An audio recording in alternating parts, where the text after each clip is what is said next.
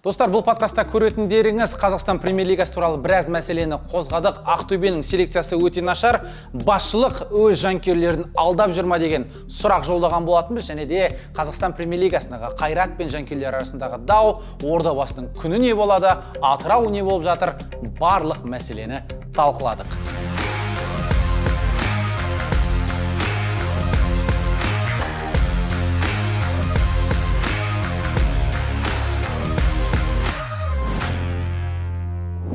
Бас төреші бір ойынға 700 мың алды. Ақтөбені өлтіріп, Ақтөбе жанкүйерлері айтып отқандай, Астананы сүйреп шықты ма? Бұл білекке тиген сияқты. На жаққа емес, на жаққа. Анау-мынаны сатып алды, мынау-мынаны бүйтіп алды деп. Біз ешқандай клубтан ақша сұрамағанбыз, сұрамаймыз да. Типа ұрысып баратып бізге ай деген. Деп кеме қойыңдаршы деп па? Ультрастармен емес, жалпы фанаттармен қарым-қатынасы өте дұрыс, өте түзу, өте мықты болу керек. Дамы жаққа отыранның газ. Олар неге сен деген? Кімнен спонсор? Мысалы, Тұран 2 деген, мен айтайын 2 жыл болып зарплата алмағандар. Жалпы мен ойлаймын, жалпы премьер-лигада футболшы сондай жалақы алу керек. Сәлем достар, сіздермен Әлім Лайф және оның жүргізушісі Әлімжан Тасболатұлы және бүгінгі біздің студиямыздың қонақтары, достарымыз, бауырларымыз, біреуі Шымкенттен, біреуі дәл қазір Қапшағайдан келіп отқан Арман Пірманов, Дидар Есемов, жігіттер қош келдіңдер. Атырау не болып отыр, Дидар ойнап айтар. Басқа Дидар басқа Дидар ғой. Бір Дидар сіз ол бәрі бір Дидар сияқты болғаншы. Ол жақта менікі кінәлі емес. Атыкі сенің деші. Қалайсыңдар жігіттер? Көңіл күй жақсы сияқты, Қазақстан премьер-лигасы дәл қақ ортасына келіп қалды деп айтсақ та болады. Жалпы 26 турдың 14-і өтті, енді қазір 14 ойын ойнағандар бар. Негізі 13 тур өтті ғой, дәл ортасына келдік қой, 14 ойын ойнаған командалар енді олар Еврокубокпен ауыстырып алғандар. Аз ойнаған Тобыл? 12 ойнаған. Болды? Біраз әңгіме жиналып қалды. Бұл жерде енді Атырау 15 ойнаған екен тіпті. Жоқ, сол Атырауды кейін көп. Біраз әңгіме жиналып қалды, біраз мәселелер бар. Енді жеке-жеке ойындарға қатты тоқталмаймыз. Бұл жерде клуб туралы мәселелерді айтатын боламыз. Бірақ осы дәл қазірге шейін обсуждениеде болып жатқан осы Астана Ақтөбе ойынына бір тоқтап кетейікші. Жалпы ойынды көрдік, мен ойынды жүргіздім. Сразу содан бастаймыз ба? Бірден содан бастайық. Ютубта да, Кинопоисқа да біз жүргіздік. Енді Қазспорттағы әріптестеріміз де сол жаққа жүргізген болатын. Жалпы ойыннан кейін бұл жерде көп маған да жеке сообщениелер келіп жатты. Осы ойын туралы не дейсіңдер? Сосын жеке сообщениелер, сосын айтайықшы. Көрдіңдер? Маған мүлде ұнамады ойын негізі. Мен былай қарап оттым, мына бетте Қайсармен кім ойнатты ғой? Ұлытау. Мені қарап оттым ба? Мен бір дауысын басып қойдым. Мен қарап Әлімжан тыңдап оттым ба? Даладан қарап оттым, мен отырған жерімізді. Мынаяқтан Астанадан қарап оттым.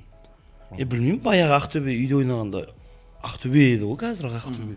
Кешеді Қайратқа да қарсы көрдіңдер ғой. Негізі Астана солай Ақтөбе үйінде Ақтөбе деп кішкене бірінші келген, сөйтіп сескеніп келді да.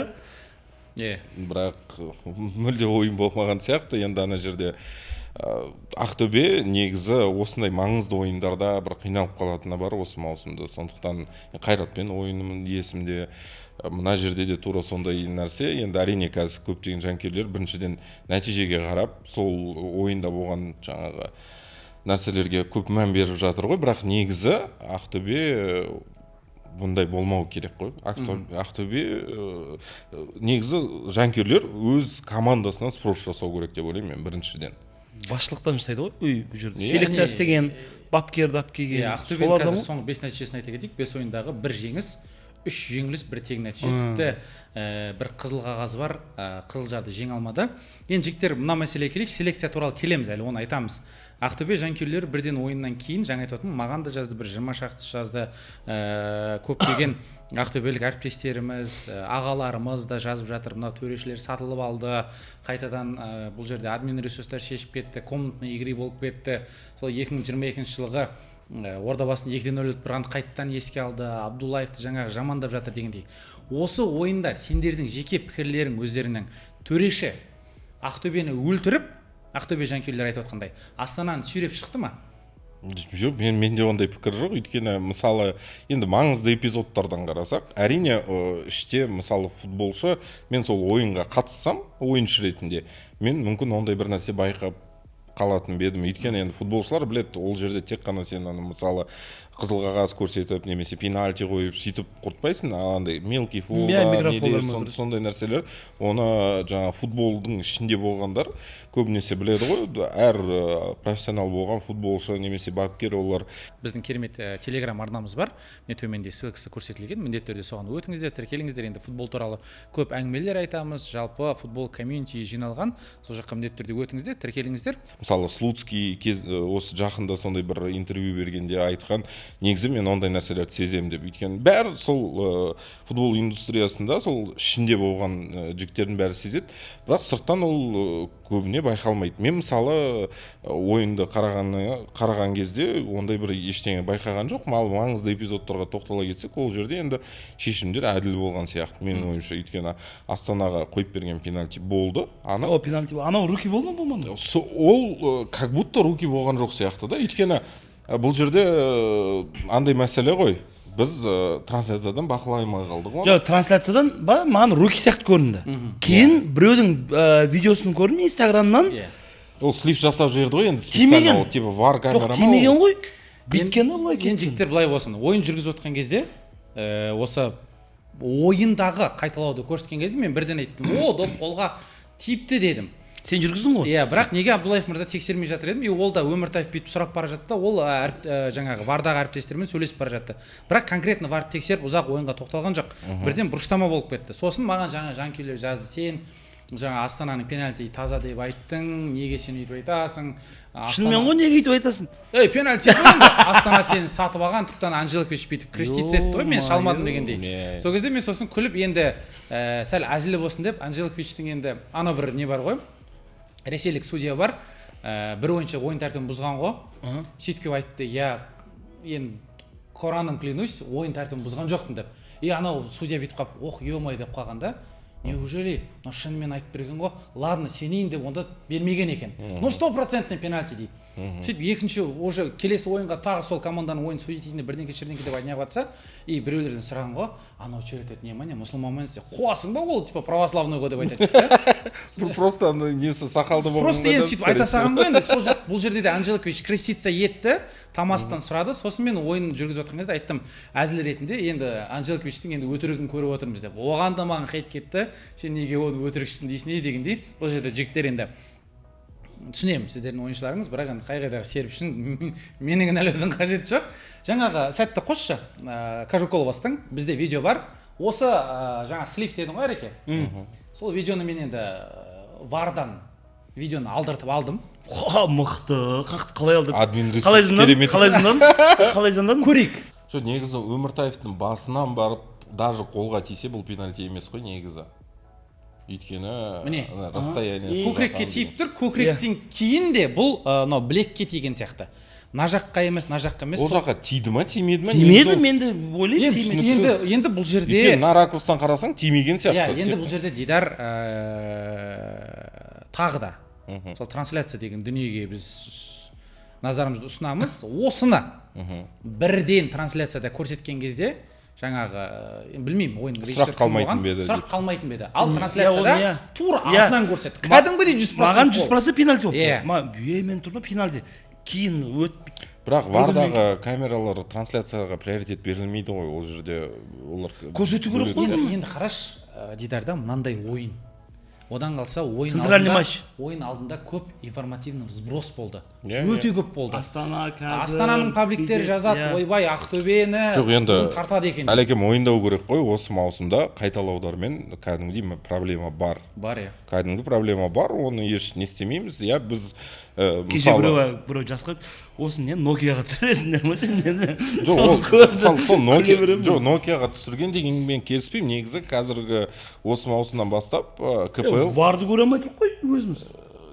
Прямой источник түсінбей тұрып қой. Качестводан. Бұл енді білмеймін, бұл вардан ба точно, может Nokia-дан алып. Бар ма или біреу түсіріп алған Nokia-мен? Жоқ, ол вардың камерасы, скорее всего, вардың камерасы, бірақ не ғой, осы маусымда жалпы осы түсірілімге талап қойылған ғой, анандай длинно барбалечный камера деген оны ана техниктер айтып береді, кәдімгі андай четкий футболды не істеп, мынандай білесіз ғой стадионда, сондайларға талап еткен. Мысалы премьер-лига матчында сондай екеу болу керек кемінде. Сосын жалпы камералар саны өсті. Қазіргі таңда енді бар ма ондайлар бізде? бар. Бар. Иә. Ақтөбені сондаймен түсірген ба? Именно КПЛ-дың матчтарында олар кемінде екеу болу керек. Әр матчта. Әр матчта. иә. Ол талап. Кәдімгідей. Регламент ол. Иә, регламент оған не істелінген. Бірақ мынау ондай емес. Мынау ондай емес. Өйткені ол бұл вардың Иә, камерасы, бұл вардың басқа камерасы, камера, ол варға міндеттелмеген Иә. ондай камера. Біз оның қандай талабы бар екен, ол жағын білмеймін мен негізі. Жоқ, var деген наоборот одан да мықты болу керек қой. Одан да мықты болу керек. Жоқ, вардың басты мәселе ол ана позициясы дұрыс болу керек қой. Екі жаңа осы мынау қарап тұрсаң негізі Офсайдный ортасынан камерасы. түсірілмеген ғой. Иә. Офсайдный камера ғой. Жаңа екі осындай тұрады. Екі жақтан. Біреу мына жақта, біреу мына жақта. Болды. Штрафнойдың ішін қарап отырады. вардағылар осыдан қарайды да негізінде, оны да түсіну керек. Соң вардың бөлек өзінің операторы бар, бөлек өзінің нелері бар. Даже протоколды ашып қарасаң, оператор бар деп жазылып тұрады. Сондықтан ол мысалы трансляцияға кететін картинка бөлек, ана жаққа бөлек. Әрине ана варды көрсеткен кезде мысалы ана жерде төреші пауза алып, варды көрейік. Пауза алмады ғой ол. Сол паузада болмаған жоқ қой ол. Содан кейін ол күмән ғой. Варда құлағына айтып тұр. Ол ана АПЛ-де тихий проверка болады ғой мысалы. Жоқ, хотя бы шулап жатыр, стадион шулап жатыр. Стадион шулап жатқан кезде енді ареке қара. Ол сөйлесті, Өміртаев шағымданып келеді, ол сөйлесіп келе жатты құлағымен. И угловойға барып не қыламын дегенше, и пока угловой боламын дегенше, ана жақта біреу екеуі ерексіп алды, соларды барып не қылды да, и көтер угловойды деді. Сондықтан, скорее всего, оған вардағы болған төреші ана жерде қолға тимеген деген айту мүмкін. Оны біз тек қана предположение менікі. Жоқ, сөйтіп айтады ғой басқа. Что было дейді? Не было дейді? Точно дейді, тағы бір көреді, да, не было дейді. Енді тағы да бұл жерде мынау мүмкін осы сәтте біраз хейт кетіп жатқан шығар комментарийлерде. Жанкүйерлеріміз көріп жатқан жігіттер, Ақтөбенің жанкүйерлері. Не істеп қойдыңыз? Жоқ, ондай емес. Мынандай енді қиын ондай матч жүргізу. Ойланып ол матч жүргізу қиындықта емес. Мен үнемі айтам, маған қаншама жанкүйерлер жазды, олардың жекеде сөйлесіп айттым. Мен жұмысым комментатор болған екен. Мен көргенімді айтам. Мен не көріп отырмын? Менің осы қанша жылдық футболда жинаған білімім бар, мен соны айтам. Кабинетіне кіреді, мен өзім көзіммен көрген жоқпын. Мысалға, біреуге тастап атқанын көріп отқан жоқпын. Бірақ мен көрген ойында пенальти 100% болды. Мен көрген ракурста доп Кажуковтың қолына тиді. Мен екеуін де айттым. Аян Байдәулетке қарсы 2 рет Якыбы ойын тәртібі бұзылды, ол жерде бұзылған жоқ. Аян өзі құлап бастады. 4 спорный момент болды. Оралхан Өміртаевтың гол соқпағанына енді кім кінәл? Кім кінәл? Өзі кінәл? Жоқ, сен шығармын. Жоқ, ол бірақ мысалы бірақ анау не? Ұрсайды алнеге. Жоқ, жанкүйерлер жабылып кетті ғой, болмайды ғой. Жоқ, анандай защитник жоқ. Мысалы, саған жабыла берсін де, мейлі, ол өзінің футболшысы ғой, команданың. Жоқ, анандай защитникті өтірік өйтіп алдап кету. Жоқ, мынандай да әңгіме кеткен да. Оралханға біреу гол соқпай. Ол өтірік. Ой, енді ол өтірік енді. Жоқ, енді ол мынау енді өзі айтып тұр ғой, мен до конца ойнаймын деп тұр ғой. Енді до конца ойнады ғой. Жоқ, дұрыс қой. Енді бұл жерде андайға мен таңғалып жатқаным, қалай солай додуматься можно деген тема. Жоқ, менің ойым мынандай ғой. Мен де сол жерде финт істейтін едім негізі. Жоқ, ол может быть дұрыс деген шығар. Бірақ менің деңгейімден түсініп жатсыңдар. Жоқ, ол может дұрыс деген шығар, бірақ енді андай уровеньдегі защитникті үйтіп кішкене бүйтіп пассиве алып кетем, ана оқымайды деген, мысалы, ойланасың ғой. Әлеге, қазір мен бүйтсем, бүйтіп мынандай істесем, бұл оқи ма, мен оқымай ма деп. Бұл получается пассиве, ана оқып қойды защитник. Бұл жерде опытності аз болып тұрған ғой негізі. Енді менде мынандай ой болып жүр. Жаңа информативный сброс дедік қой. Ақтөбенің биылғы маусымдағы хал жағдайын білеміз. Маусым басында ауыз толтырып айтатын селекция жасалынған жоқ. Сондықтан Влад келді, Өміртаевты алып келді. Бапкерменде мәселе. Бапкермен мәселе мынандай да. Парфенов келді. Парфенов өлт етеді да. Кім бар деген кезде көмекшісі бүйтіп кабинетінен шығып келе жатады. Ей, кім еді? Кім еді атың деп? Леонов бет. Леонов дейді. Боласың ба? Болам. Болды. Леонов барып кубокты білесіздер қалай өтқанын Атырауға қарсы. Сөйтіп ол результат нашарлаған кезде оны өлтеді. Тағы да кім бар деп отқан кезде Левчук шығады кабинеттен. Боласың ба дейді. Болам дейді. Мысалға бұл жерде басшылыққа менде жалпы қазақ футболының осы КПЛ-ның жанкүйері ретінде мынандай сұрақ бар. Неге осы Ақтөбе сияқты футбол клубты осындай керемет жанкүйерлермен, атмосфера, нағыз футболы қала дейміз, барған кезде әдемі күтіп алады, атмосферасы мықты. Неге осындай нашар халге түсіріп жүрді? Былтыр Максим Самородов маусымның бірінші бөлігін ойнаған кезде Ақтөбе мықты болды. Соңғы 1,5 жылға айтайын, Ақтөбенің ойынына қарап, мен айдаладағы Шардарада туылған бала үшін жаным ашиды. Мынандай Ақтөбені көру үшін. И мынандай тема да бар да, бұл жерде информативный сброс дедік. Ақтөбенің басшылығы осы өз жанкүйерлерін өздері улап жүрген жоқ па? Енді анауынан сатып алды, мынауынан бүйтіп алды деп бәрін как будто бізге не қылып қойған сияқты. Проблеманы басқа жерден іздеп, проблеманы басқа жақтан іздетіп жүреді да, өздерінен емес. иә. Айтады, Абдуллаев дұрыс емес, қарат ана жерде дей салады. И ойыннан кейін байқасаңыздар, білмеймін. Сен былай айтып отырсың ғой, сол Ақтөбенің басшылығына жақын медиада жүрген адамдар сондай информацияны медиадағы адам емес, сен пабликтер көп қой, Ақтөбенің пабликтері көп қой. Мысалға отметка бізге күніне 5-4 келіп жатыр ғой. Солар арқылы проблеманы, нағыз шынайы проблема, мысалға аяқ сынықта, ол сынық емес, әшейін ушиб дейді да, ол ушиб қылып жеткізіп, солай өзінің жанкүйерлерін улап жүр деп ойлаймайсыңдар ма жігіттер? Сөйтіп ойлаймын. Өйткені бапкермен бір вообще не везет Ақтөбеге ше. Неужели бір Европаға барып посмотреть да, мысалы қай клуб, мысалы бірінші Венгрия болсын, Румыния болсын же, чемпион болып отқан бір бапкерді алып келуге Ақтөбеге оңай. Показать сколько болельщиков, показать стадион, зарплатасы по-любому Румынияда ондай көп, мысалы Венгрия болсын, Польша болсын көп алады деп ойламаймын. Мысалы сол Милиш Чурчичті шақырса болады. Иә, мысалы, алып кел и давай, зарплатасы нормальный бер, келеді любой бапкер. Потому что футбольный қала ғой Ақтөбе, как никак. Проблемамен білмеймін. Жалпы клубта ақша бар ғой енді, жоқ емес. Бөлініп жатыр. Негізі, сол менеджментте мәселе ғой. Қазіргі таңда соңғы маусымдарда біз байқағанымыз, енді кімде үздік менеджмент, сол конкретный маусымда кімде үздік менеджмент, сол Астана чемпион болады. Енді бір маусымда Қайрат болып тұр мысалы, бірақ ол жерде де әр клубтың өзінің қателіктері, приоритеттері анау-мынау болып кетті. Мысалы, осы маусым мен үшін таңғалдыратын нәрсе, негізі Ақтөбе чемпионаттың бір кезеңдерінде кәдімгідей бірінші орынға үмітті команда болып жүрген, сол мені қатты таңғалдырды негізі. Табол шығып кетті дейсің ғой внезапно астынан. Иә, астынан Табол шығып келе жатыр. Табол мысалы Қайсармен ұпай жоғалтпаса. Тобыл. Тобыл. За Кустанайский Тобол. Иә, ондай не болмайды. Енді интрига болып жатыр. Мен үшін ол наоборот қызық негізі, өйткені мен Ақтөбенің де жанкүйер емеспін, Тобылдың да жанкүйер емеспін. Мен үшін интрига жоқ. Мен жанкүйер болған команда бірінші лигада жүр дегендей, сондықтан мен спокойно қарай берем. Және енді объективті түрде ресурс бойынша қазір Ақтөбе чемпион болатын команда емес. Маңызды бір өзгерістер қажет. Ақтөбеге сосын жалпы анандай да мәселелер бар ғой, мысалы Ақтөбе өңірінде футболды қатты жақсы көреді, бұл осы өңірде дамыту керек, андай академия ашамыз деген бір инициативалар пайда болды, сосын стадион соғып береміз деген инициатива, бірақ әлі кезге дейін ештеңе жасалмай жатыр ғой. Әлі даже даже андай біздің анау макет жаңағы неге мастер еді ғой, әдемілеп тұр бұны не істеп жаңағы неден өткізу деген, даже сондай жұмыстар мысалы атқарылып жатқан жоқ әлі кезге дейін.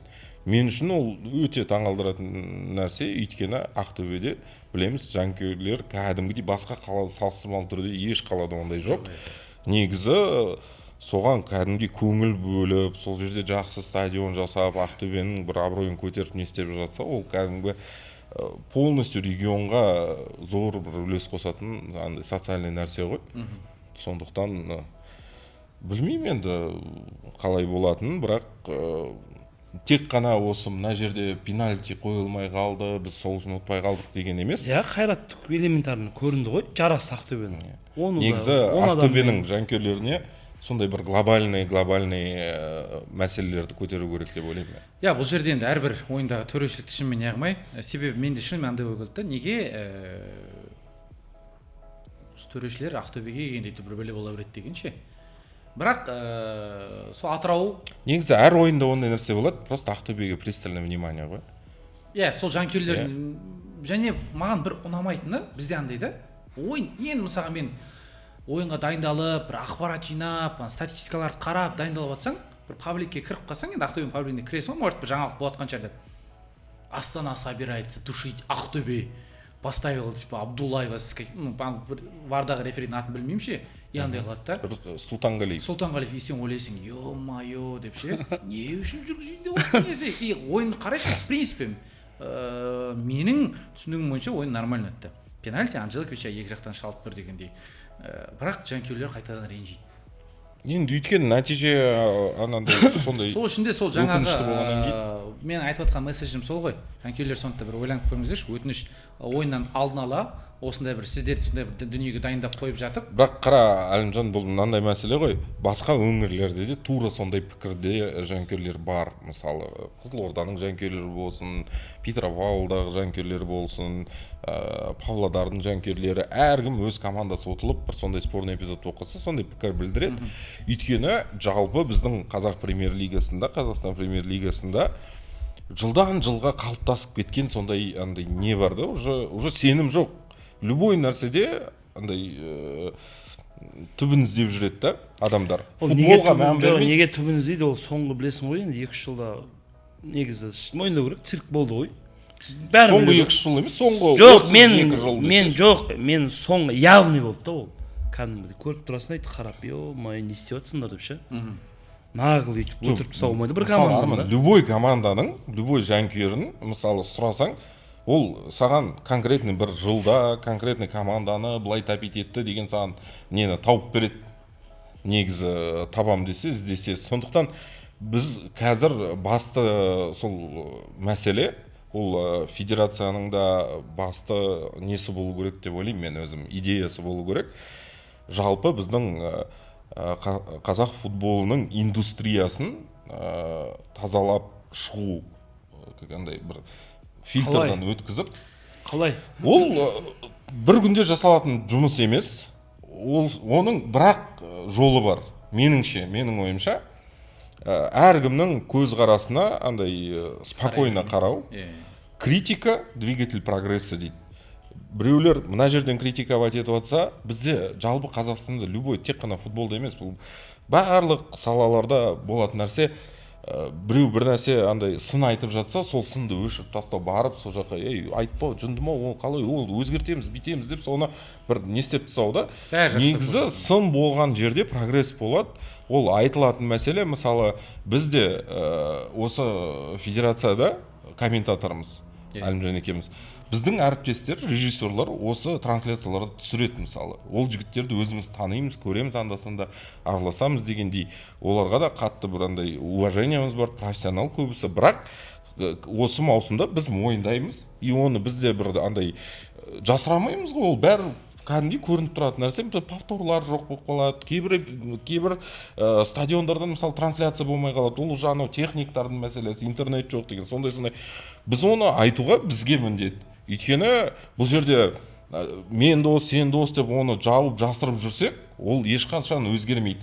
Ал мысалы соны айтылса, ол бүгін мысалы неге ана повтор былай келесі ойында сол режиссер тырысады және сол повторды неше түрлі ракурстардан көрсетеді. Сөйтіп жалпы қазақ футболының бірақ жолы бар да, ол ашылу керек және айтылатын мәселелер айтылу керек болды. Сонда ол мәселелер шешіледі. Басқа мен қалай ол шешіледі? Өмір бақи бір-бірімізді андай сынап, сен дұрыс емес айтып жатсың, сен анаулар үшін, сен мынаулар үшін емес. Кәдімгідей бірігіп, барлық андай пікірлер сол қазақ футболын дамытуға направленный болу керек те. Және сын айтылса, конкретно ол жерде біреудің барып шаш ал деп бас алу деген нәрсе емес. Просто әркім өз істеген нәрсесін жөндеп бір андай алға бір қадам жасау керек болды. Енді мына төрешілер мәселесіне келіп жатырық қой. Айтып жатырық жаңағы ойбай қырғын сатып алады деп, Ермаш ағамыз айтып жатыр, любой ойын сатылады дегендей. Осы сұрақ туындады менде. Сосын сұрадым. Жалпы қазіргі таңда Қазақстан премьер-лигасын төрелік ете алатын бізде биылға дәл қазіргі сәтте 12 төреші қалыпты. Өйткені кейбір төрешілерді шеттетіп тастады. Яғни 7 ойынға бізде 12 төрешіден құралады. Сосын білмеймін қаншалықты бұл ақпарат үшін. Бас төрешілерді айтып отырсыз. Бас төрешілер. Әр төрешінің жалпы қимылдары да бақылауда екен. Ол дұрыс. Түсіндіңіздер, иә? Иә. Жалпы бір бәле болып жатса, бақылауда екен. Ол не көрсеттің сен? Звондап жатыр деген ба? Қоңырау бар. Ба, сол қолмен. Оң сол раньше деп жатыр. Бақылауда екен, сол үшін де Гризманн қазіргі менің ойым төрешілердің де басы екеу емес. Олардың да отбасы бар. Негізі андай мәселеде бар ғой, мысалы Асырап жүр. қоңырау дейміз, көбісі ойлайды қоңырау шалса ақша береді, бүйте салады деп. Негізі андайды кейбір төрешілер мысалы енді бес камер не деп айтатын нәрселерде айтады, енді бізге былай да қысым болады ғой деген сияқты, жұмыстан кетіріп тастаймыз, бүйтіп тастаймыз, сен ешқашан төреші болмайсың Қазақстан. Ол мысалы тау жеріп жатқан наны. Кәдімгі олардың қазір жалақылары да көтерілді қазір, ә? Бас төреші бір ойынға 700 мың алды. Жұмысқа тапсырамыз ғой, не істейміз? Айына қанша ойын өткізуге болады? Болмайды, сен төреші болсаң ордабасы чемпион болады. Жоқ, қанша матч өткізеді айына олар? 3 матч өткізеді. Ары кетсе екеу жүргізетін шығар. Екеу, үшеуі потолок. Бесеу жүргізіп отырсаң. Жоқ, бізде былай Резервный істейді. болған мүмкін ғой. Бізде былай, резервный болмаса варға отырғызып қояды, сонда 5 ойын жүргізіп бәле болады ма айына? Енді бір кемінде 2 миллиондай табатын сияқты деп отырмын да, сонда сондай угрозалар кеткен кезде, мысалы төрешілерде ештеңе істей алмай қалады. Және бұл мәселені де қалай шешсе болады? Мысалы, біз осында қазір неше түрлі подкасттар бар. Төреші қателік жасады ма? Сол төрешінің аты жөнін айтып, соны сынайсың. Сөйтіп, оны сынаған кезде, оны так жұмыстан шеттетеді. Сонда оған, мысалы, сырттан қысым жасап, мен сен жұмыстан алып тастаймын десе, ода контраргумент болады да, ей, көке, қоя салшы, мен мысалы қазір мына жерде қате жіберсем, мені аналар айтады да, мен по-любому, сонда ол луз-луз ситуацияда, и как бы сондай кезде екі жақтан қысым болса, оның таңдауы әділ шешім атқарып, әділ жұмыс істеймін, болды деген сияқты. Бірақ енді бұл жерде енді адами факторларды ұмытпау керек. Әрине ондай себебі төреші деген робот емес. Біреу кейде көрмей қаласың, сезбей қаласың, вар қарайын десең дұрыс емес болып қалады. Мысалға, ол бір күні боковой болған мен. Кішкентай болған. 4 офсайд промар қалды ше. Бір офсайдшы. Үйде кредит төлеп. Арайсын соткаңа ештеңе түспей жатыр ма? Иә, өтіп кеткен ғой, бірге бір қашып барды, офсайд деп аталар айқайлап отыр да, бүйтіп қарап тұрмын, болды ма, болмады. Ну, болады да, ол, конечно, қиын судья. Жоқ, енді біз сол кезде ма? Жоқ, короче. Офсайд болды ма, болмады ма, сонымен әлек болып кеттім. Төрешілерден кейде бір қатты не күтеміз да, ол Еуропада да қателіктер болып жатады ғой. Бірақ енді білмеймін, мына ойында менің ойымша мына ойында төрешілер көмектесті ма, көмектеспе сенің ойыңша? Менің ойымша жоқ. Сіздің ойыңша? Менің ойымша да жоқ. Болды ғой онда. Өйткені мысалы осындай ойында кәдімгідей андай бір анық түрде көмектессең біттің ғой. Жоқ, менің ойымша конкретно Ақтөбе үйінде всегда фаворит болу керек. Енді фаворит болатын ресурс жоқ қазір. Қара запастан кім шығып отыр? Аян Байдәулетов былтыр ғана Күйжелегеде ойнап жүрген. Дархан Бердібек биыл составқа не қалды. Сосын бір 42-ші нөмірдегі шабуылшы шықты. Мен білмеймін атын ананың. Осы кеше көрдім. Ол сен мына жақтан запаста Ивкович деген 9-ші нөмірдегі нападающийің отырады. И Оралханның орнына, Оралхан шаршап қалған, Оралхан 90 минут ойнай алмайды. Неге Батыде бұрын ойнамайтын еді? Ол постоянно шығады, 30 минутқа голын соғады, болды, оның физухасы соған жетеді. Оралханның орнына жасшы Кенжеғұлов па, бірден келген. Кенжеғұлов. Иә, Кенжеғұлов деген ойыншы шықты. Неге сен Ивковичті шығармайсың? Потому что ол ағаш. Ол кәдімгідей ағаш. Не үшін алды оны ағаш? Сол ғой. Кімге сұрақ енді? Мен кімге сұрақ жолдап отырмын жаңадан? Вот кімге? Осыны көрермендерге жолдап. Мысалы, көрермен шешпейді ғой оны. Айтсын, неге алды ойнамайтын ойыншыны? Негізі Ивковичті под основу алған. Иә, основан ойыншы ойнады ғой ойын басында. Иә, басында ойнады да, сосын ойнады. Шайды кәдімгідей. Бір гол соқты. Енді гол соққан ол енді кім гол соқпай жүр қазір деген сияқты ғой. Өміртаев кәдімгідей конкуренция жеңіп алды одан. Болды, сосын отырғызып қойды, қазір білмеймін. Шушиначевті бүгін алды. Бүгін алды. Жуковты алды. Енді Рамазанды келтіру керек дейді. Алда енді Легия келе жатыр. Оларды түсініп жатыр ау енді. Жаңағыдай басқаша бір ресурстарды қосып қорғана алмайтын, себебі былай жеңіле беретін болсаң спрос сенен болады дегендей. Көреміз енді. Алда еще тем более Легия келеді. Ақтөбеге енді жанкүйерлеріне сабыр тілейміз. Сабыр. Басшылыққа дұрыс селекция тілейміз. Себебі шынымен де мен тағы да айтамын, мынандай Ақтөбені көру, даже мен Ақтөбенің жанкүйері емеспін, болмағам да, болмаймын да, басқа да клубқа да сондай маған обидно.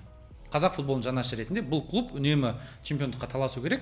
Біз мысалға қазір бір командадан айырылып отырмыз чемпиондыққа таласады. Кеше Левчик отыр, біз мына экваторе еще ничего не потеряли. Мынандай составпен Астананың сен запасын қарасаң кімдер шығып жатыр? Элхан Астанов бывший сборныйдың Чинеду былтырғы сол пенальти істеп берген жоқ па? Тартты да пас берді. Элхан пас берді, Марин Томасняк отыр. Мысалы Арман Кеңесов орын таба алмай отыр. Шамко бұрында сборында отыра шейінше. Мысалы қарапсаң, сен тұр мен атайындар отыр ғой ки. Енді әр маусым сайын Астанада сондай ғой. Және олар қазір кету керек. Негізі Арман Кеңесов дегендер бәрін кетеді деп жатыр ғой, ертіске кетеді. Болмайды ғой. Кезінде Арманның потенциалы қандай еді кезінде? Ойбай. Жақсы еді ғой. Действительно айтшы. Жақсы еді. Қазір Арман вообще бар екен деп есіне түсіресің ше. жоқ, мысалы ойынның бір 20 минуты қалған кезде Назми Грибши шаршап қалса, орнына Кенесов шығады, нормально ойнап береді. Мне кажется, ол жағынан Басманов көп шығарып жүр ғой қазір кім. Арман Кенесов вообще уже болды, жайлап неғып барады. Түсінікті. Бұл ойынды енді жайына қалдырайық. Қайратқа өтейікші. Қайратта қазір енді түсінікті ойын мәселесі жағынан Қызылжарды әрең ұтты. Қызылжар бәрі әрең ұтады. Жоқ, бұл жерде енді өз алаңында ғой енді, Тоқтар жаңылыспай. Сосын ана қызыл қағаз болды да ол жерде. Удаление алып кетті мысалы. Сол неге сөйтеді сол Қызылжар, мен түсінбеймін. Өмір бақи. Әдейі қатқызып ұрып жатсаң не істейсің енді? Тағы судья кінәлі ма? Через игра красный алады ғой. Иә. Әдейі істей ма сол? Енді бүйтейікші, тағы да бұл жерде Ақтөбе жанкүйерлері ренжитін шығар. Соңғы ойында бересің ба, екеуіне де бер. Жайрожанға да бер, Қызылжардың ойыншысына да бер. Неге? Открытый кәдімгідей екі жақтан конфликт болды. Сен бір жақты наказать ете алмайсың. Осы екеуіне жолты берді, жібере сал. Ол жерде бір жағынан Жайро андай провокация жасады да, бірақ ол в рамках правил ғой ол жерде. Негізі мен келіспеймін, екеуіне де қызыл бер деген. Жоқ, енді біреуіне беруге келісесің ба? Біреуіне, пожалуйста. Бірақ жоқ, провокация кімнен басталды ғой? Жайродан басталды. Иә, Жайродан басталды. Енді ол да бір ойынның бір хитрости. Иә, ол не? Эмоцияға владеть ету, иә. Футбольный хитрость. Қайраттың ойынына келетін болсақ, өткенде Жетісуды әрең 2-2 ойнады. Себебі ортада ойыншылар жоқ. Заря жарақатта. Группаға жазады ғой. Громыко қатыса алмады. Себебі екі сары қағазбен Ақтөбе қарсы алаңнан қуылған еді. Дан Глазер Идрис Омаев пен жаңағы енді басты мәселе бапкердің дисквалификациясы ғой қазір қаншама ойын. Зуев болып. Ол неден стадионнан қарап стадионға жаңағы Сөрде отырып жоқ, стадионда отырып қарап отырмаға ойындарды кіргізбеймін айди. Жоқ, стадионда трибунада отырады, бірақ раздевалкаға кіре алмайды. Еще раздевалкаға кіре алмаймын бірінші таймда? Жоқ, сөйлесіп отырады ғой, ол емес. Громкиймен ба? Бірақ бәрібір сен анау скамейкада болған ол бөлек қой. Иә. Отты, бірақ одан басқа мәселе, ол мәселені Ордабасында басынан өткен еді былтыр. Техас Фанс пен Ордабасының арасындағы кикілжіңдер болды ғой. Болды. Фандармен ба? Мен осы Алатау Фанстың жігіттерімен сөйлестім. Танисың ба? Жалпы мен былай жанкүйерлердің лидерлерін былай танимын. Бір ақпарат керек болатын болса, жеке жаза аламын. Жігіттерге жаздым, сөйлестім. Жігіттер не мәселе болып жатыр? Көптеген ақпарат жүріп жатыр. Лучше өздерінен естейін, өздерің айтыңдар деп. Талаптарың не дегендей қазір бір видео бар. Жігіттерден видеода сұрадым. Сол видеоны көрейік, сосын ары қарай өзім айтып беретін боламын. Ассалаумағалейкум, футбол сүйер қауым, бұл Алатау Фанс ұжымы. Біздің кейбір журналистерге айтқымыз келгені, естігеніміз бойынша біздің клубқа қойған талаптарымыз оказывается ақша сұрау немесе бізге выезд бойынша көмектесу, қаржылай жағынан көмектесу екен. Біздің айтқымыз келетіні, біз ешқандай клубтан ақша сұрамағанбыз, сұрамаймыз да, бұл бізге керек емес. Және де Алатау Фанстың Instagram парақшасы жақсы дамығаннан, жақсы көп біздер постар салғандықтан, елдің көбісі бізді бойкотты біздің Алатау Фанстан шығып жатыр екен деп ойлаймын. Негізгі айта кетеріміз, бұл жерде Қайратта өзімізде фан-движениялар өте көп. И бұл орта шешімге келе қойылған бойкот болатын. Так бүкіл сөздің бәрі Алатау Фанстқа келіп тиіп жатыр екен. Ал егер біздің клубқа қоятын талабымыз, клуб басшысы бізге тікелей диалогқа шығуын сұраймыз.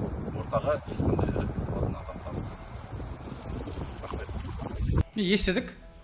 Жалпы бұл жерде енді әріптестеріміздің жақты подкаст шықты ғой. Сол мәселе туралы әңгімені қозғады. Кім? Ермаш ағалардың айтқаны сол жаңа ақша сұрап танымау дегендей. Мен сөйлескен кезде айтты, біз клубтан ақша сұрамағанбыз. Бірақ біз жылдың басында 1,5 миллион теңге жинадық деді. Биыл бұлардың 10 жылдығы екен. Ашылғандарына айтты, біз қазіргі таңда 180 дейміз деді. Жалпы әр ойынға келетін сол фанатский движение дейді ғой енді.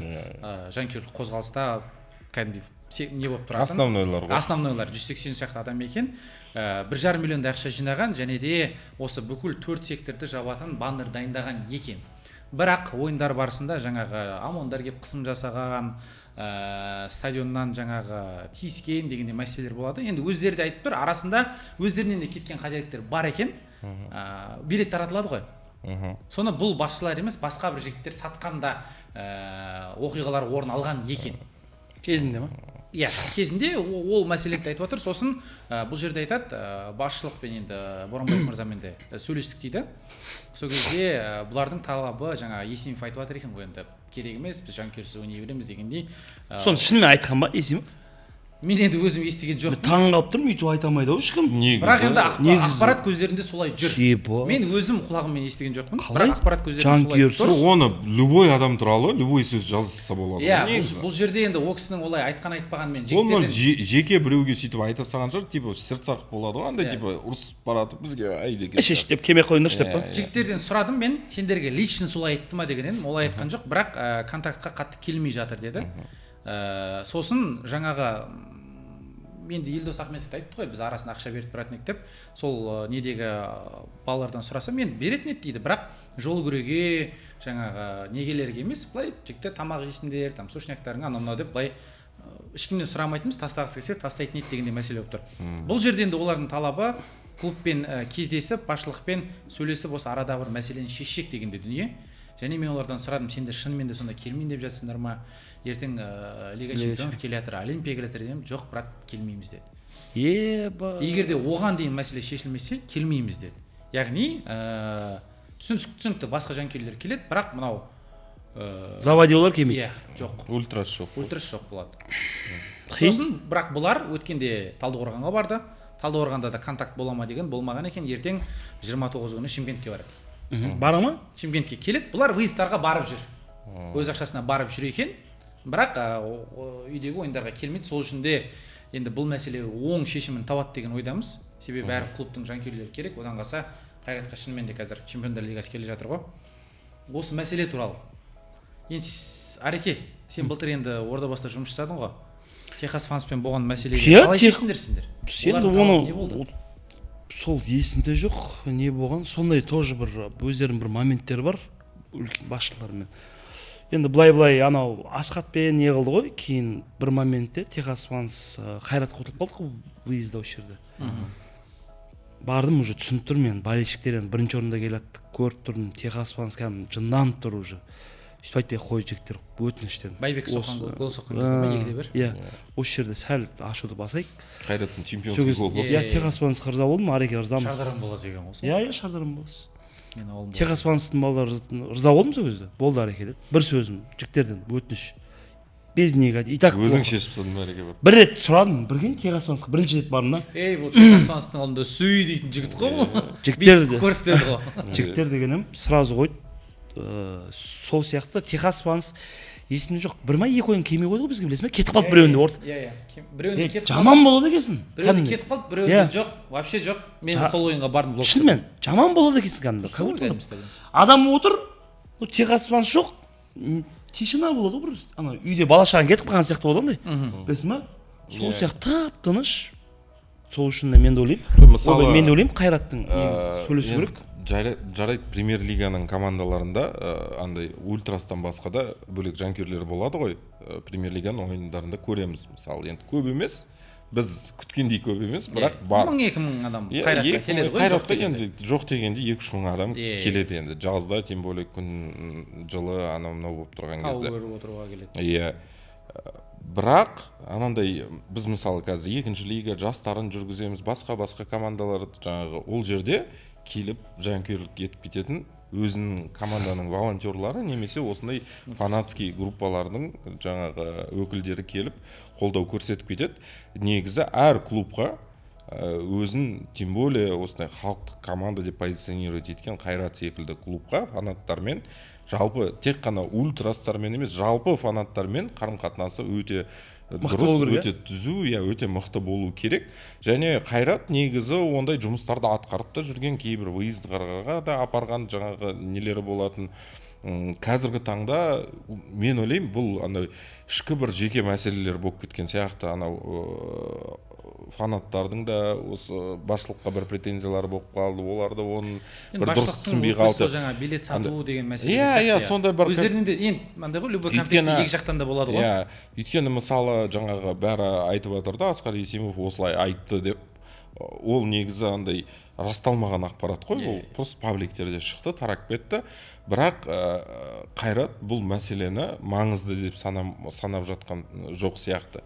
Өйткені маңызды мәселе болса, олар андай бір өздерінің бір үндеуін жасап, біз жанкүйерлерді өз жаңа стадионымызда көргіміз келеді, қолдаймыз, бүйтеміз, сөйтеміз деп бір үндеу жасау мүмкіншілігі бар ғой. Өйткені біз көрдік, мысалы бапкермен болған мәселе, ойыншылардан Ақтөбемен үндеу жасап, пожалуйста, кешірім сұрайтын жерде кешірім сұрап, болмаса андай бір түсініктеме беріп, неге осындай нәрсе болып жатыр. Алатау фанс деген группаны бәріміз білеміз, ол ең андай үлкен пабликта бар, жаңа Инстаграмда, басқа да әлеуметтік желілерде.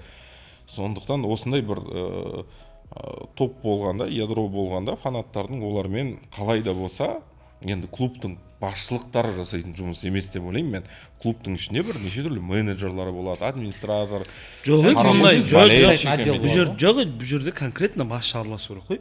Жоқ, ол сол коммуникацияны ұйымдастыратын клубтың ішіндегі адамдар болу керек қой. Сондай коммуникация. Мысалы жаңағы клубтың директоры, мысалы сол Асқар Есимов өзі хабарласып звондап жүрмейді ғой, сен Алатау фанстансың ба или қайдансың деп. Жоқ, бір менеджер ұйымдастырады, бәрі жиналып. Сол жерде кәдімгідей бір сөйлесіп, өкпелерің қандай, не болып қалды, сендер не үшін мынандай, сендер былай істемеңдер. Мысалы клубта өз талаптарын қояды, мысалы жанкүйерлер де өз талаптарын қояды, соны бір келісімге келіп, бұны оп-оңай мынандай по щелчку шешілетін нәрсе. Өйткені біз өзім опытым бар, Ордабасыда Техасмансыз көрдік қой ойындар. Болмайды.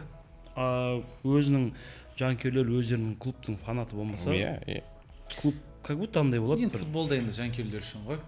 Негізі действительно ғой, жұмыс істеу керек. Мәселе дұрыс жағына шешіледі деген ойдамыз. Одан қалса Қайраттың да осы біраз жылдар бойы аңсаған чемпиондығын алды, қайтадан чемпиондар лигасына. Лига чемпиондық дейсің алды еще. Чемпиондар лигасына іріктеу кезеңінде. Тура Ордабасының проблемасы екен ғой. Ана жылы болған. Тура осындай ғой. Қатты емес енді, Ордабасының өзі составы да шіріп атты ғой. Жоқ, примерно құсайды. Сәл құсайды енді, бірақ Олимпиан болады енді шығуға, өтуге. Тағы да бір Қазақстан премьер-лигасына қатысты жаңалықты айта кететін болсақ, жаңа енді спонсор пайда болды ғой Дидар. Екеумізге тағы бір жұмыс тауып берген артық.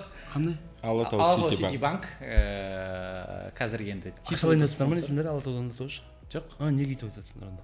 Жұмыс тауып берді. Біз трансляцияда жүргізген кезде соның рекламасын айтамыз. Сөйтіп айтасыңдар ма? Алатау Сити банктың несі. Не банк бұл? Бұрынғы Жусам. Алатау болып кетті ма не ол қазір? Алатау болып кетті. Қазір Қазақстан премьер-лигасының негізгі спонсоры. Енді Ареке, Дидардың демалатын сәті келді.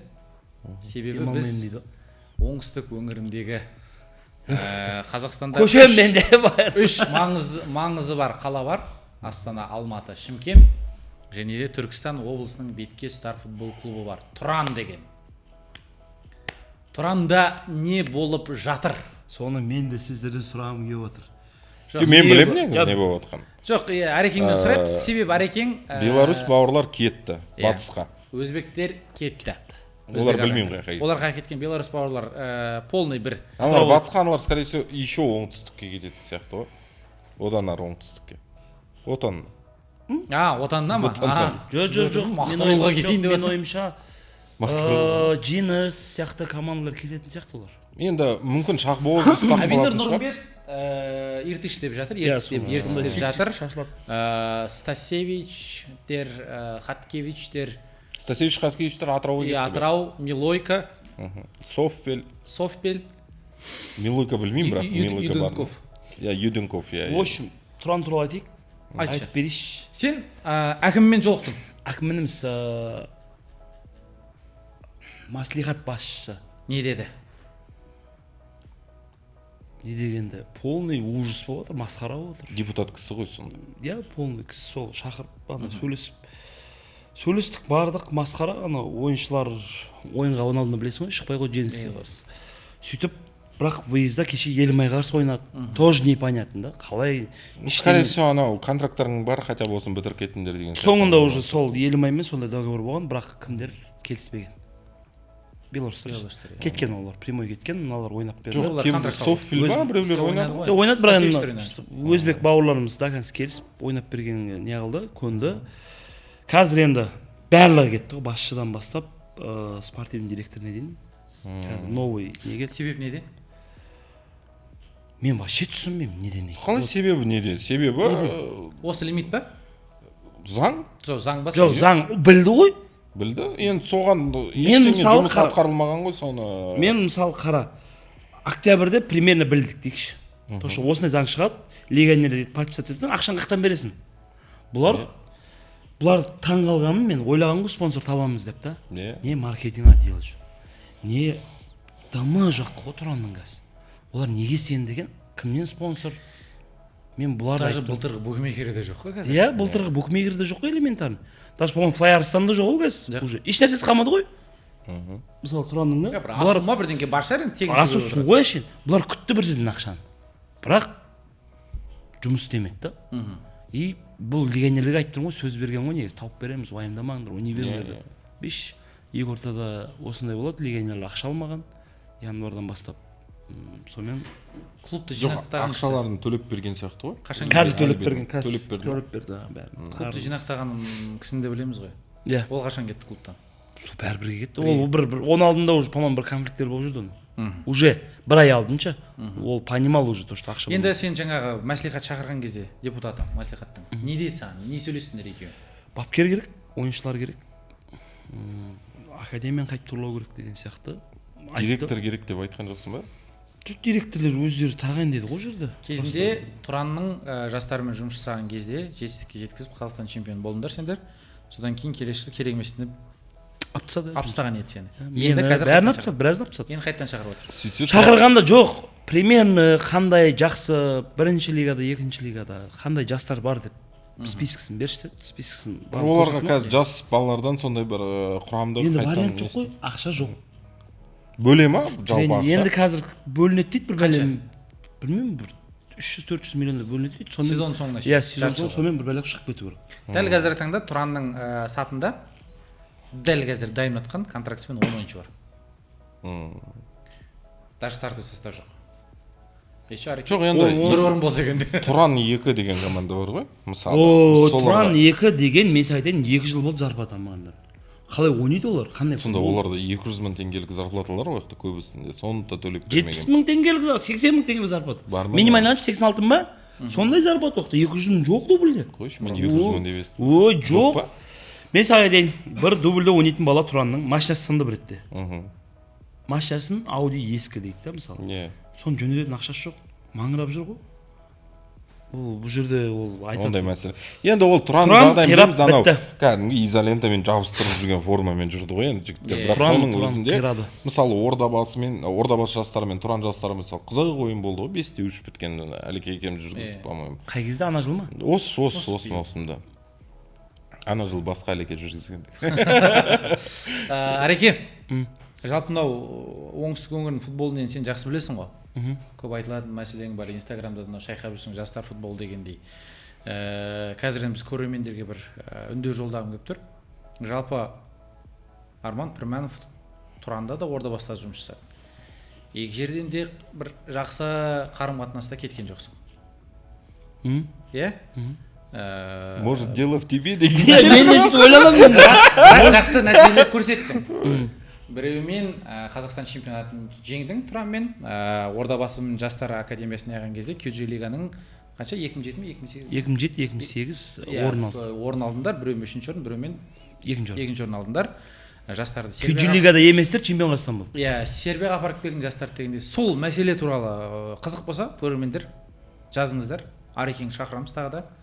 Жалпы тек қана Арекең екеуміз осы Тұранның мәселесін жалпы Қазақстан футболына не жетпейтінін жастар туралы біраз әңгімелескіміз келіп жүр. Ол бөлек істеу керек деп ойлаймын. Өйткені қазір мысалы Ордабасыда да сол жастар кәдімгідей премьер-лигаға да шығып не істеп өзін көрсетіп жүрген жігіттер бар ғой.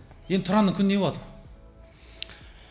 Мен бүйтіп айтайыншы, менің примерно предположением қазірге енді естіп атқан жағдай, алып атқан ойыншылары мен Мысалға қазір қара, Атырау шат. Атырау шықты ғой уже. Менің ойымша Тұран шат енді. Мен оның алдында сенбейтінмін, ойлайтынмын ана легионерлермен бірдеңе қылып қалады, но қазір қиын жағдай. Жоқ, мысалы Қайтадан бірінші лигаға. Тұранды білесің бе, кім сақтап қалуы мүмкін премьер-лигада? Кім? Қайсар. Қалай? Өйткені Қайсарда да тура сондай мәселе. Қайсардың хотя бы составы более-менее уже. Хотя бы составы более-менее, бірақ ақша төленбей жатыр да. Қалай Қайсар ақша алмай жатыр ма не? Иә, қазір қайтадан. Қойшы кеше Бақтияр Артаев еді, кім еді президенті? Жоқ. Ойбай біз Осы жақында осы Виктор Кумаковқа сұрақ қойылған, қазір трансферлік кезеңі ашылып жатыр. Ойыншылар басқа клубтар талап кетпей ма біздің Айбар жақсылау. Айбарды кетпейді деп отырады. Жоқ, ол соған былай Кумаков былай жауап берген, негізі оларға сол қарыздарын төлеп берсе, содан кейін сөйлесе аламыз. Айбарлар қарыз болып жүр ма қазір? Одан қалса бірінші лигадан ойыншылар шақырған екен, олардың өздері де Қайсарға келгісі. Маған бір нәрсені түсіндірші, стадион соғылып жатыр, ананың бәрі не үшін істеліп жатыр, еріналарға зарплата төлемейді? Енді ол жерде анау бюджеттен қалай ақша бөлінеді, сол мәселе шығар. Енді какая разница, жылдың жасында любой планы болады. Қарайтын болсақ, Қазақстан футболында любой футболистке хабарлассаң, бір 2 ай зарплатаң ұсталынып тұрса, ол нормально ғой. Осы жыл даже Астанада да сондай мәселе ол типа 2 ай ма, брат дейді ғой, нормально. Қуасың ба 3-ші ай берсе зор ғой дейді ғой. Ой, жарты жылдап бермей жүргендер ғой. Қайсарда просто ең минимальный зарплата ғой, беш. Оның алдында неге шыдайтын? Олардың бәрі неге шыдайтын? Мынандай зарплата қоятын. Алмасам алмайды, бір айдыкін береді де, он может полгода прожить на это. Жоқ, сонда қалғанын по УЕФАның зайымы абалады. Енді прям минимальный деп айта алмаймын. Қайсарда минимальный? Минимальный деп айтпаймын. Қызылордада өмір сүру үшін нормально. Жоқ. Бар ғой, 1,5-2 бар ғой. Енді 200 мың деген. Жоқ, 200 емес. 2 миллионда алатындар бар, 800-700 мың алатындар да бар. Қызылорда үшін. Алматы үшін нормальный сумма ғой. Иә. Квартира снимать етіп көрсең. Премьер-лигада білмеймін, мен ойым сәл аздау сияқты. Премьер-лиганың уровеньде 700-800 мың теңге алу деген. Жалпы мен ойлаймын, жалпы премьер-лигада футболшы сондай жалақы алу керек. Анау 5 миллион, 10 миллион деген өтірік әңгіме, они на это не играют. Негізі ондай жанкүйерлер де келмейді ғой мысалы. Енді оны бәріміз түсініп тұрық қой, жартысын кім алатын. Енді ол білмеймін. Давай. Тұран ұшады. Уже мен примерно енді бәрібір анализ істеп отырмын ғой, Тұран туралы қарап отырмын. Жетісу бұл примерно енді Самат Смак бар деген сияқты бәрі. Жетісу бетон қалады ғой. Ол бірдеңе қылып қалады. Бұл жерде Ұлытау қазір Ұлытау дейін десең, кеше анау Қайсармен. Үйде көрдің, Ордабасын ұтты. Ертең бар варианттар, олар үйде де біреу тұрады. Иә. Но Тұран үйде де ұтылып жатыр. И выезда да ұтылып жатыр. И қазір ойыншылары да қазір қиындау. Бұл жерде тек қана жақсы бастап еді. Ары қарай кетті осы. Түсінікті. Ордабасыда қандай мәселелер? Жоқ, Тұранда айтсайықшы, Мейрам Садмановты қосып жатыр дейді. Сапановты, Атыраудан 39 жасар. Мен шынын айтайын ба? Және де Шадман Бакировты салып жатыр дейді. Мен ойынын білмейді екенмін, бірақ үлкен жасы екен, телеграмда. На опыте деп тұр ғой енді. Басқа не дейсің онда? Атыраудан ба? Атыраудан, бірақ Атырауда қатты сынның астына түсті ғой осы маусымда. Енді Атырауда көріндір ғой. Енді понятное дело, я не знаю. Енді короче, смотри, қазір Тұран ақыр реформа жасайын деп отыр ғой. Полный, бәрін осы басшысы бәрі кетті ғой. Енді мне кажется, баяғы на эти грабли, чтобы не наступать, молодежьбен жұмыс істеу керек. Болды. Басшылықты танисың ба жаңадан келген? Иә. Қалай жұмыс жасап? Жоқ, қазіргі президентше Арыста осы уақытқа шейін, осы бүгін күні кешеге шейін жұмыс жасаған екен. Арыстың директоры болған ба? Ол директор болған жоқ қой, ол спортивный директор болған. Енді сол спортивный. Кім аттарын айтасызсыңдар? Мен атын есімде жоқ. Мен президентін танымаймын. Спорт школаның бастығы болған дейді Түркістан облысында. Қазіргі президент. Но кім? Ал Арыстың директоры спортивный директор деп. Спорт директоры Тұранға келіп жатыр ма? Тұранға спорт директор болып келіп жатыр ма или просто директор? Может директор, может спорт. Ерғазы ғой, Ерғазы деген. Ереке деген. Енді сол қазір осындай кризис менеджер болып келе жатыр ғой. Я кеше звондағанмын ғой, Ереке қалайсыздар? Не болады? бәрі жаным ашиды ғой, енді не болады дегенім арман. Енді қазір осы бастықтар ауысып жатыр деді да, сәл уақыт берді, полный киімін балдарына, полный хоть селекция, бәрінде сен боласың деді маған. Болды, хорошо күтеміз деді. Бұйырса Жоқ, енді виш Қашан жағасына тұрғанға жоқ, бұл жерде виш қашан киім киеміз десең. жерде виш как ой ғой, енді қайтып быт шығып кеткен жерге енді оны қалай турлайтынбыз. Менде сұрақ үлкен, қиын. Жаңағы подкасттың басындағы әзілің сенің басыңа келеді деп ойламайсың ба? Қандай? Атырау не болып жатыр деп Дидардан сұрадың ғой. Сол әзілді сенен сұрап атпаймыз ба? Келесі подкастта мен соны Дидарды білді ма соны? Мен білдім. Мен 100% білдім ұшатын. Сол кезде ойладым. Дидарға жаздым мен дайыр. Ол менен сұрады, сен қаяқтан білесің мен кетіп бара жатқанымды деді. Ол өзі таңғалды. Дидар бәріміз білдік қой. Жоқ, ол қырғын ондай бір не емес Қазақстанда. Жоқ, 3 апта алды ма, ол даже әлі сұлық Дидар барады деген ешкім айтпаған. Мен Дидарға жаздым, біреу жазып жатыр ғой. Вы откуда знаете деді. Сөйткенім осындай. Брат, ты в Казахстане живешь демедің ба? Екі адам білген бәрі біледі деп. Жағдай қиын ғой деген кезде, ничего деген ғой маған. Ол енді өзі андай максималист жігіт қой, негізі андай Дидарлар бәрі мечтатель деп қой. Жоқ, қазір енді түсінікті Сыдықбектің жұмысына келетін болсақ, маусымның 1-ші бөлігін айтты. Жоқ, ол соншалықты бычыт болады деп ойламаған деп ойлаймын. Өйткені сен құрамға қарасаң, в принципе, Константин Горовенко ұлттық құрамада қазір істеген, жалпы Шахтерда жақсы істеген бапкер болған, негізі команданы бір жасақтады, легионерлері де болды, андай мындайлары да болды деген сияқты. Сөйтіп просто андай бір паласа кетті ғой ол жерде. Бірінші бөлікте енді айтып жатыр, менің жинаған командам емес деп. Енді екінші бөлікте нағыз қазір өзін көрсететін сәті келіп жатыр. Қараш Дидар, ой, кім? Алеге қараш. Ол қазір ұту үшін артынша Тұран мен Ұлытау тоқтамай ұтылу керек. Ты понимаешь, в чем проблема здесь? Атырау қалған 10 ойында. Атырау қалған ұту керек. А эти должны проигрывать. Ол фантастика ғой. Енді как минимум бір 20 ұпай алу керек қой Атырау. Қара, енді қара. Менің ойымша Алеге, ол Тұранның орнында тұрғанда Атырау. А Тұран мынаяқта тұрған кезде, возможно, есть шанс. Міне. Арасы. Атыраудың осы. Қанша ойын артық ойнап тұрсаң екен? 2 ойын артық ойнап тұрсаң. 15 ойын ойнаған. Енді қара. 4 очко. 6 очко. Разница. 20 ұпайды көп айтып қойыппын мен. Негізі 15 ұпайда жететін сияқты. Енді қарайықшы бұл жерде. Атырау келесі тұр оқжетпеспен ойнайды екен. Ұпай алатын командалар деп айтайық. Кім?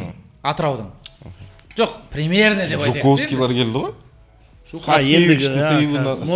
Қызылжар бар екен, Тұран бар екен, Жетісу, Қайсар, Ұлытау, Жеңіс, қалғандары Елімай. Ал қиындау Тобыл, сентябрьге қарай Тобыл вообще ештеңе бермеуі мүмкін. Ордабасы Ақтөбе екен. Астана мен Қайраттан құтылды. Чудо керек қой Атырауға. Каямба келді мысалы. Каямбаға сенбейсің ба? Тони Сильваны шақырып жатыр қайтты. Мен бірдеңе айтайын ба? Тони Сильва футболшы жүргелі қанша жыл болған білесіңдер ма? Таразда топ ойнаған. Кімді алдырып отыр? Медиалигадан. СДФМлиді ойнаған бір. Кім еді, кім? Защитникта. Сонымен. Атаханов па, Аханов па бірдеңе. Броукидан Тұрысбек. Тони Сильваны алып жатыр ма не? Дейді ғой енді. Тони Сильва футболшы жүргеніне қанша жыл болды? Таразда топ ойнады. Оны қойып Марат Хайруллин деген әңгімелер шықты. Қай жылы? Ол Тұранда да топ ойнады. Ол Ақсуда да топ ойнады ғой ол. Қазақ па ол? Мен білемін қандай команда жүру. Негізі мен Дидар болғандықтан негізі Дидарлардың солидарності бар да, мен негізі сәттілік тілеймін. Сабыр берсін, өте қиын жағдай. Егер осы ситуацияны Атырауда алып шығатын болса, шынымен де мықты менеджер екенін көрсетеді. Бірақ шынымен де қиын сияқты. Елімай туралы бір айтайықшы. Карповичпен қазір жанкүйерлер арасындағы кикілжіңдер болып жатыр. Карповичтің ойынына сенбейді, нәтижесіне көңілде толмай жатыр. Соңғы ойында алаң жегіне тұрып сөгісті жариялаған дүниелері болды. Бірақ Карповичті Ақтөбе жанкүйерлері сағынып жүрген сияқты қазір. Қайтадан. Білмеймін. Жалпы Карповичке сенесіңдер ме өздерің жақсы? Мен вообще сенбеймін. Мен баяғыдан Оқжетпестен бастап сенбей келеді. Неге? Бірақ енді өте примитивный ойын ғой. Өте примитивный. Мысалы, енді әрине мүмкін Карпович адам ретінде басқалармен қарым-қатынас жағынан және футболдағы тәжірибесімен алып кетіп жатқан нәрселері бар шығар. Нәтиже бермеді деп айта алмаймыз. Өйткені Оқжетпесте нәтиже болды. Мысалы, Ақтөбеде де жаман емес. Елімайға келгенде, мысалы, өткен маусымда енді күткен жағдай болды. Ақтөбемен бірақ жақсы жүрді ғой двойкада. жоқ бірақ жақсы ойын жоқ болды ғой ойын ойын жоқ болды ғой сен нәтижеге емессің ойынға қарап Сүйневта да ойын жоқ еді ғой. Айтып кетті ғой Сүйнев. жоқ бізде де мысалы Бірақ Кезден Сүйнев ұстады. ойыншылардың ол кезде қара Асхат Тағыбергеннің мансабындағы ең үздік маусымға түсті чемпион болған сборныйда да теккені гол премьер лигада да центрден салып жүрді ғой штрафной енді Сүйневтің задачасы не болды? жоқ енді Елімайға басқа бапкер керек деп ойлаймын негізі. турнирлік кестеге қарасақ әлі ештеңе жоғалмаған сияқты Қалай жоғалмаған 33 очко ты что Ай. ты куда ты смотришь?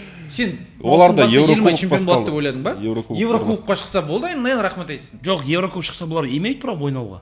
Өтті ма анау уақыты? иә Өтті ма? мен былтыр сұрағам иә Өтсе Онда пожалуйста ұта беріңдер дейсің ба? жоқ чемпиондыққа мен жылдың басында Елімайды қоспағам былтыр шықты ғой бірден Карпович менің ойымша Елімайдың вайбына мүлде сәйкес емес бапкер ғой. Анандай негізі Елімай Елімайға бір бірінші клуб лигада кім Самат Смақов бапкер болған кезде күшті вайб болатын. Ана голдар соғылып, вообще жеңілмеген деген сияқты.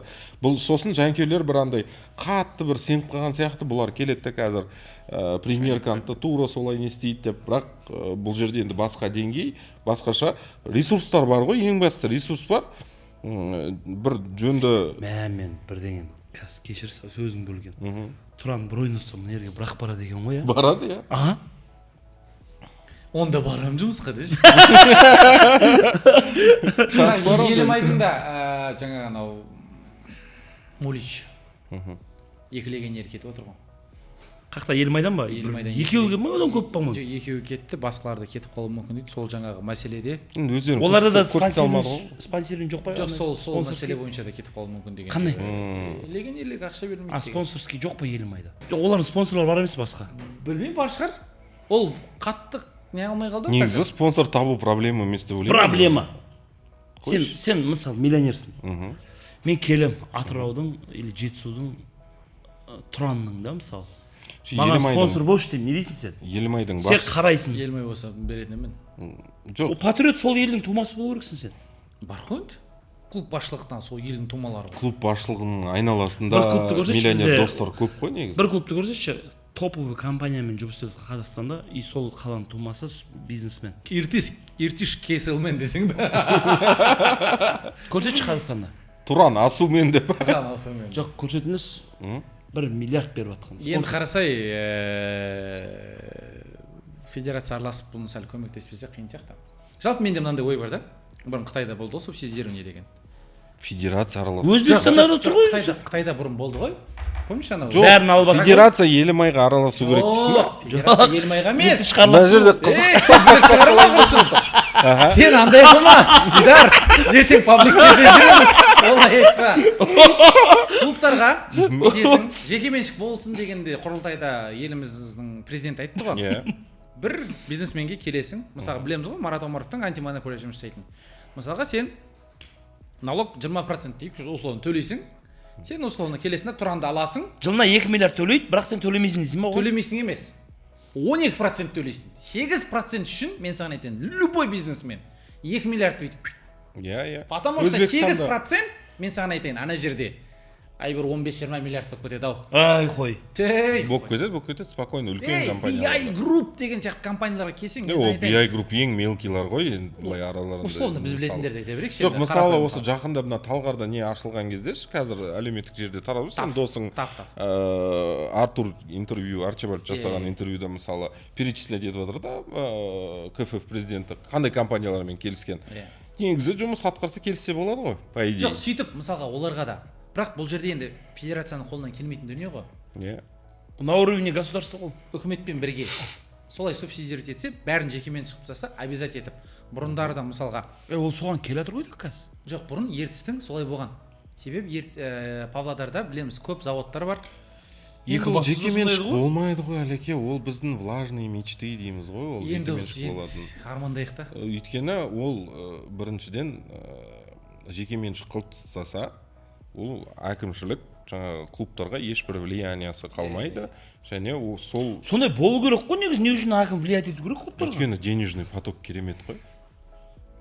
Сол маған ұнамайды. Сен жыл сайын мысалы 1,5-1,5 миллиард теңгені сол жаққа фук дей саласың да.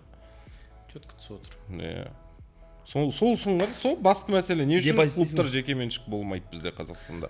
Ол ешкімге керек емес. жоқ енді қазір президентіміздің указы шықты ғой, қазір по-моему бәрі тырпыр шығып жоқ енді осыдан кейін қимылдау мүмкін. қазір Енді бұл қимылдауды біз амал жоқ қимылдайды ғой. біз жаңағы мына жақта идея ретінде айтып отырмық қой, может мүмкін шынымен де ол қарастырылып жатқан дүние шығар.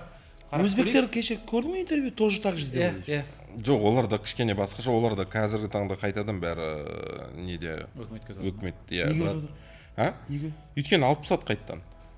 Не үшін алып Білмеймін, өздерінен сұраса. Біз барып сұрағанда бюджетке ақша түспеді. бұл жерде енді тобылда барлығы жақсы сияқты менің ойымша. Иә, что-то бірақ Чесноков кетіп қалса қалай ойлайсыңдар? қиын болады. Кім сияқты? Самород Ақтөбеден кетіп қалған сияқты. Қатты бір самородов болып кетпейді ау. Жоқ. Ой, Чесноковтың Тобылға қосқан үлесі Самародовтың Ақтөбеге қосқан үлесінен де көп деп Асып түседі ойлаймын. ма? Асып Мен түседі де деп солай ойлаймын.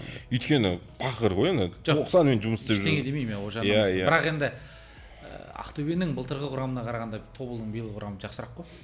Енді Онымен де ана келіспеймін. жылда жақсы еді ғой. Мысалы ана жылда Ақтөбенің құрамасы жақсы еді ол. Ана жылғы Ақтөбенің Иә, құрамасы керемет еді. ана жылғы Ол прям Ақтөбенің чемпион болатын иә. құрама ғой. Негізі сен ойлашы, былай салыстырмалы түрде анау Дорни Ромеро дегендер келген кезде, мысалы, сол Ромеро бір Панамадан супер бомбардир Бірақ анау енді көрсете алмады. Вот көрсете алмады. Кандола дегендер. Иә. Бір биыл кетті. Бірақ Тобылда мысалы қазір орталық шабуылшы позициясына Сигневич басын жақсы бастап берді. Қазір что-то Қазір затармай. Жұмашев пен Иә. Чесноковқа өтіп кетті ғой. Иә. Жұмасқалиев. Ол и то андай нағыз андай девятка позиция жоқ та. Иә. Жұмашев ойнайды, Чесноков кім Эльми Сауди ары бері деген. Сосын Жұмасқалиев мырзаның маған қазір Асранқұловты биылғы маусымда керемет бір ойнатып отқанын көріп отырмыз. Асранқұловты қарасаңдар, қорғаушы ғой негізі. Бір 60% шабуылда жүреді ғой негізінде. Енді үш орталық қорғаушыға өтті де, қапталдары кәдімгідей көтеріп көтеріп тастады кәдімгідей. сол жағынан Түсінікті жігіттер. Тобыл чемпионға один из болмайды деп мен Тобыл өзіме бір андай Арсенал секілді бір ассоциация бар да менде. Еврокубок. Андай ма? Соңынан кейін шығып қоя береді ма? Иә. Өйткені Жоқ, болды ғой. амбициясы. Чемпион. Болды ғой енді. Ана кім манеж соғылатын жерде. Балайын кезінде. Иә. Түсінікті? Ол жоқ, оның алдында бір рет болған. Тоже бірақ көп күтті ғой. Ана Арсеналда да кім сондай ғой. кім болған еді ғой? Кім еді? Ахимов па? Жоқ, оның алдында баяғыда 2009 Нұрбол Жұмасқалиев. Азан Нұрғалиевтер кездер ма? Иә. Ол кезде. Түсінікті, енді таблица осындай. Астана, Қайрат, Тобыл, Ақтөбе алғашқы төрттікте, ал төменде енді Тұран. Біздің Ордабасы ше? Ордабасы 7-ші орында тұр. Айттық қой жағдай қалай жаңа бір украинсті бүгін қосыпты Қатарға. Звондадым. Конференция лигасынан өтеді Бір деген. кісіге звондадым, сіз барып келді жоқ деді. Бірақ 19 жасында Шевченконың өзі айтқан Ребровтан асып түсетін бала болады деп. Сөйтіп бұл қатты ауырып қапты бір моментте, сөйтіп бұл футболдан жоғалып кеткен. Сөйтіп пайда болып, өзімді таңғалып отырмын, как вы на него вышли деген сияқты. Мен сызақ келді ма деп ойладым. Можно уйти. Жоқ. Ей, Именно соған, потому что партизанда дейді, акцент қатты осыған қойған кезінде дейді. Шевченконың өзі де айтқан дейді бұл туралы. Енді көреміз, сәттілік. Бірақ бір қазақтың орнын алыпты да тұрды ол. Өйткені бізден дубльден Қалматов кеткен. па, Сұлтаниязов па? Жоқ, тағы жастар да дубльден бір-екі бала барған. Бұны алмай тұрған кезде бәрі сборныйда жүрген ғой, анау жақсы өзін көрсеткен кезде мынаны алады. Кейін ол шетте тұрады, мен базадан өтіп бардым, мен дегенім қайтарып жатыр, қайтып дейді да дубльге. Білейін дедім. Түсінікті. Я жігіттер, рахмет онда. Біраз әңгімені айттық. Күшті әңгіме болған Біраз жанкүйерлерге де үндеу жасадық. Жақсы әңгіме болды, я Дидар, келісемін сенімен. Ареке, келгеніңе рахмет, Дидар. Саған да көп рахмет. Шақырып тұрамыз міндетті түрде. Құрметті көрермен, осымен біздің подкастымыз өз соңына жетті. Арман Пірманов, Дидар Есемов, Әлімжан Тасболатұлы. Сау саламатта болыңыздар.